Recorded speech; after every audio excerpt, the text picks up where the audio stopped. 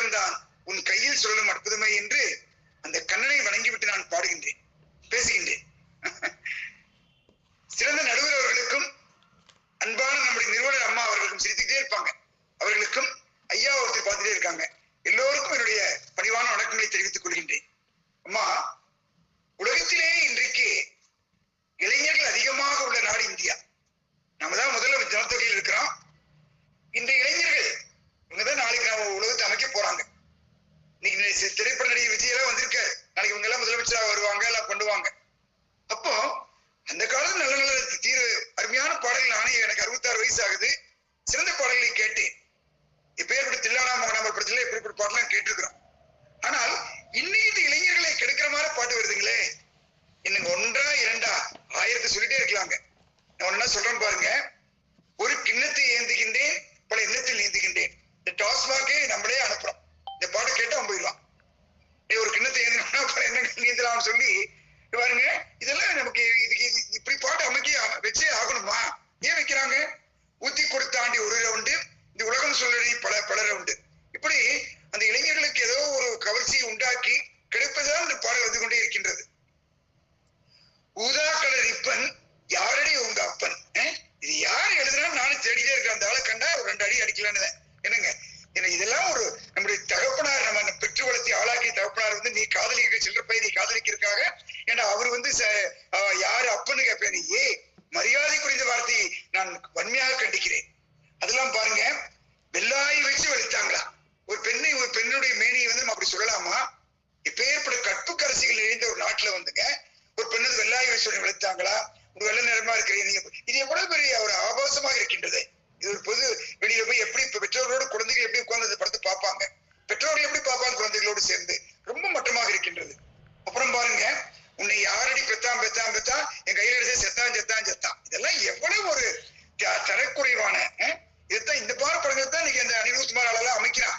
அதான் கைதடி ரசிக்கிறாங்க, நடுவர் கூட பாருங்க ரசிக்கிறாங்க. அப்போ இப்படிப்பட்ட பாடல்களில் இளைஞர்கள் எப்படி திசை மாற்றுகின்றது என்று பாருங்கள். நேரம் கதையை முடிச்சுக்கிறேன். மாமா ட்ரீட்டு தரையும் காட்டு. என்னடா டே, என்ன காட்ட நீ?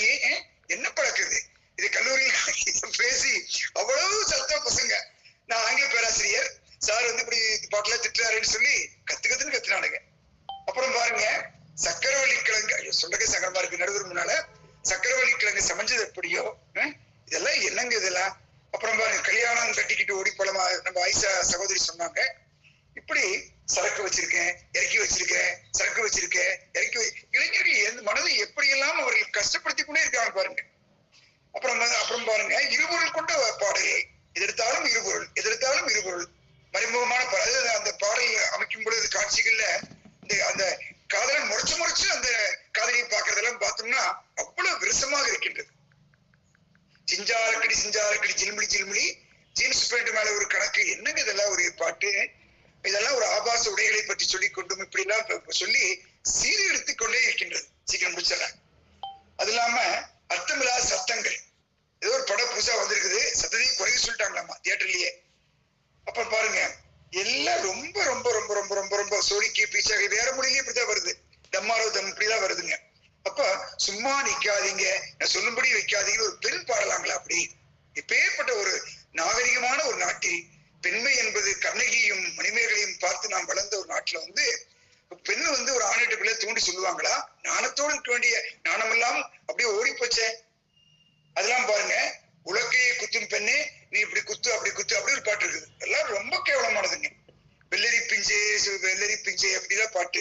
ஐயோ ரொம்ப மோசம். ஒரு மாலை சந்திரன் மலரை தேடுது மலையடி வாரத்திலே. எவ்வளவு ஆபாசம் இதுல. அதனால வந்து நடுவர் அவர்களை தப்பா நினைக்காதீங்க. மிக கேவலமான வழியில் நான் கல்லூரி பேராசிரியராக இருக்கின்றேன். மாணவர்களை கட்டுப்படுத்துறதுக்கு எனக்கு அந்த பாடு தெரியும். அவ்வளவு ஆபாசமா பண்றானுங்க. எல்லாம் தியேட்டர்ல பாத்துட்டு வந்தங்க. இந்த பாடல்கள் வழிதான் அவன் நடக்கிறான். நாங்க சொல்றதுலாம் நடக்கிறது இல்லை. அப்போ இத்தனை பாடலை பாருங்க. ஒரு முறை இல்லாமல் வசூலை மனதில் வைத்துக் கொண்டு இளைஞர்கள் எப்ப எக்கேடு கெட்டால் நமக்கு என்னவென்று, எவன் எப்படி போனா நமக்கு என்னவென்று இந்த இளைய சமுதாயத்தை கெடுப்பதற்காகவே இந்த வரக்கூடிய பாடல்கள், அந்த அதுல இருக்கக்கூடிய ஆபாசமான அந்த குத்து ஆட்டங்கள், இந்த கானா பாடல்கள், இதெல்லாம் பாத்தீங்கன்னா பெரும்பாலும் இதுதான் கேட்கிறான். அன்றைக்கு பாலும் பழம் கைகளில் இருந்தே நீ கேட்டு இருக்க இளைஞன். அன்றைக்கு பேர் பாட தங்கத்திலே ஒரு குறை இருந்தாலும் தரத்தில் குறைவு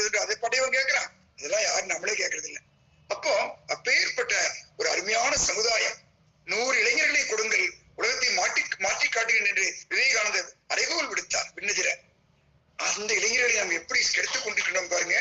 ஒவ்வொரு படத்திலும் இப்படித்தாங்க இருக்குது பாட்டு. நான் நிறைய வச்சுக்கிறேன் லிஸ்ட் சொல்றதுக்கு. ஆனா அவருடைய நேரம் கருதி குறைத்துக் கொண்டேன்.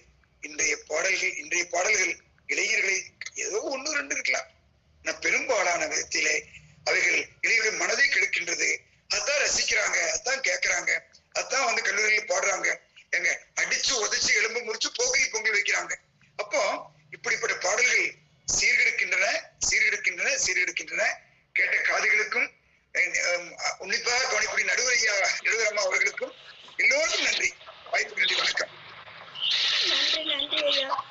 உங்களுடைய பேச்சு எப்பவுமே கேட்கறதுக்கு புன்னகை தர்றதா இருக்கும். உங்களுடைய முகமும் எப்படி புன்னகையா இருக்கோ அதே மாதிரி என்னால் உங்களுடைய பேச்சுக்களை கவனித்து இது பண்ண முடியாமல் தாங்க முடியாமல் தான் நான் கேமராவே ஆஃப் பண்ணிட்டேன். ஏன்னா உங்களுடைய பாடல் தொகுப்புகள் பாருங்கள். நீங்கள் அப்போ அந்த பாட்டுகளெல்லாம் எந்த அளவுக்கு கவனிச்சிருக்கீங்க, உங்களுடைய உரை எப்படி இருந்தது, நீங்கள் எந்த மாதிரி பாடல்களை தேர்வு செஞ்சீங்க அப்படின்னு சொல்லிட்டு நம்ம அம்மா வந்து என்ன சொல்கிறாங்கன்னு கேட்கலாங்க ஐயா. அம்மா சொல்லுங்கம்மா. ஐயா வந்து எப்போவுமே வந்து ஒரு சிறந்த ஆளுமை. எப்போவுமே எந்த ஒரு பட்டிமன்றமாக இருந்தாலும் இந்த அணியில் ஆள் இல்லை அப்படின்னா இந்த அணியில் பேசினா டக்குன்னு பேசக்கூடிய ஒரு மிகச்சிறந்த ஆளுமை ஐயா. இந்த வாரம் வந்து நம்மளுடைய அம்மாவுக்கு எந்த மாதிரி எதிர்வாதம் கொடுத்தாருன்னு சொல்லுங்கம்மா. ஐயா வணக்கங்க ஐயா. சிறப்பானதொரு ஒரு உரை. அப்படியே பாடல்களை எல்லாம் புட்டு வச்சீங்க அப்படிதான் நான் சொல்லுவேன். ஏன்னா அந்த அளவுக்கு இன்றைக்கு விரசம் கலந்து ஆபாசமான பாடல்கள் தான் அவர்களுக்கு சிந்தைக்கு இனியனவாக இந்த தலைமுறைக்கு இருந்து கொண்டிருக்கிறது. அதற்குத்தான் காலை கையை தூக்கி கொண்டு ஆடுகிறான். ஒரு பாட்டை ஒரு திருமணமாகட்டும், திருமண விழா வீடுகளில் இது என்னமோ ஒரு பெரிய இது மாதிரி பிளெக்ஸ் வச்சதே ஒரு பெரிய இது எனக்கு பிடிக்காத ஒன்று. இன்றைக்கு பாத்தீங்கன்னா திருமண விழா, காதணி விழா, அந்த புதுமணி புகு விழா, சடங்கு வீடு, இப்படி கோவில் விழா எல்லாத்துலயுமே இந்த பாட்டை தான் போட்டு ஆடுறாங்க பசங்க. அது பாத்தீங்கன்னா அந்த காலர்லாம் தூக்கி விட்டுக்கிட்டு ட்ரெஸ் மேல நான் கரெக்டா இருக்குதா, பேண்ட் எல்லாம் நல்லா போட்டிருக்கோமான்னு எதையுமே கவனிக்கிறது இல்லை. இன்றைக்கு சமுதாயம் மிக மிக வந்து ரொம்ப வேற மாதிரி போய்கிட்டு இருக்கு. அந்த பாடல்கள் ஒரு பக்கம் அந்த போதை வஸ்துக்கள் அனைத்தையுமே இந்த பாடல் மூலமாக அனைத்தையுமே அவர்கள் வந்து அப்படியே எடுத்துக்கிட்டாங்க. எல்லாத்தையுமே எடுத்துக்கிட்டு இதுதான் இன்றைக்கு வந்து நமக்கு எல்லாமே நம்ம தான் அப்படிங்கிறது மாதிரி ஒரு வேறொரு உலகத்தில் வாழ்ந்து கொண்டிருக்கிறார்கள் இன்றைய தலைமுறைகள். இதுதான் உண்மை, நிதர்சனம். இப்படி ஆபாச பாடல்களின் நாகரிகமான நாடு, கலாச்சாரத்திலும் பண்பாட்டிலும் மிகுந்த, அதுவும் நாம் தமிழர்கள் வாழக்கூடிய அந்த நெறி தவறாது வாழக்கூடிய இந்த நாட்டிலே, தமிழகத்திலே நம்முடைய நாகரிக வளர்ச்சி குன்றி மேலும் பெண்கள் கற்புக்கரசிகளாக இருக்கக்கூடிய பெண்களை எல்லாம் எத்தனையோ சாதனைகளை நிகழ்த்தி கொண்டிருக்கிறார்கள். அவர்களை எல்லாம் பெண்ணின் பெருந்தக்க யாவலை என்று வள்ளுவன் சொன்னான். இன்றைக்கு பார்த்தீர்களானால் அத்துணையுமே வேறு ஒரு திசையில் பாதை மாறி, பயணங்கள் மாறி, விரசமாக பாடல்களை பாடி இந்த சமுதாயத்தை சீர்குலைத்துக் கொண்டிருக்கிறார்கள் இந்த இளைய தலைமுறையினர். என்ன செய்ய போறாங்க, இந்த உலகம் என்ன ஆக போகிறது என்ற ஆதங்கத்தை ஐயா அவர்கள் தன்னுடைய உரையின் வாயிலாக அருமையாக நிகழ்த்தினீர்கள் ஐயா. ஏற்கனவே நாம் இருவரும் ஒரே மேடையில் பேசியுள்ளோம். உங்களுக்கு மறந்திருக்கலாம், நீங்கள் ஒரு சிறந்த ஆன்மீகவாதி என்பது அப்போதே தெரியும்.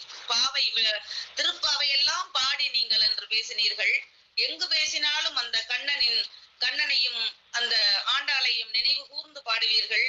உங்களுக்கு என்னுடைய வாழ்த்த வயதில்லை, பாராட்டுக்கள், வணக்கங்கள் ஐயா, நன்றிகள் ஐயா. மிகச்சிறந்த உரை. திரை இசை பாடல்கள் சீர்குலைக்கிறது நாட்டை என்று அழுத்தமாக கூறி சென்றுள்ளீர்கள்.